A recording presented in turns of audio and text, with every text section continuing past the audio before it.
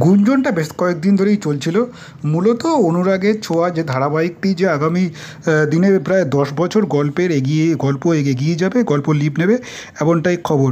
মূলত গল্পের যে বর্তমান পরিস্থিতি সেখানে দীপাকে দেখা যাচ্ছে না, প্রবল বন্যায় জলে তিনি ভেসে গিয়েছেন। অন্যদিকে রূপাও এখন সূর্য এবং সোনার থেকে দূরে রয়েছে। তার বোনে বাবা ও বোনের জন্য চরম অভিমান কাজ করছে। সে কিছুতেই সূর্যের কাছে ফিরবে না, একরকম প্রতিজ্ঞাই করেছে। আর সোনা মা ও বোনকে হারিয়ে শোকে পাথর হয়ে গিয়েছে। মূলত খুব শীঘ্রই এই গল্প প্রায় 10 বছর এগিয়ে যাবে। শোনা যাচ্ছে সেই প্রোমো শ্যুট হয়ে গিয়েছে, যেখানে রূপা এবং সোনা দুজনেই বড় হয়ে যাবে।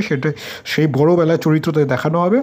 সোনা এবং রূপের চরিত্রের জন্য ইতিমধ্যেই নির্বাচিত হয়ে গেছে অভিনেত্রীরা। মূলত সেখানেও বড় চমক থাকছে।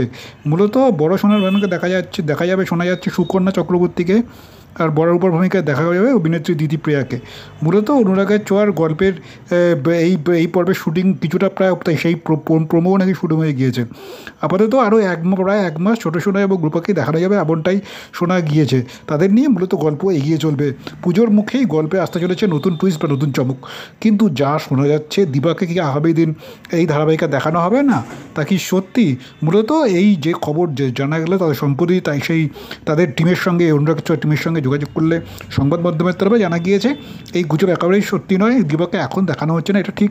তবে গল্পে আগামী দিনে ঠিকই তাকে ফেরানো হবে। আপাতত গল্প এগোবে মূলত সোনা এবং রূপকে কেন্দ্র করে।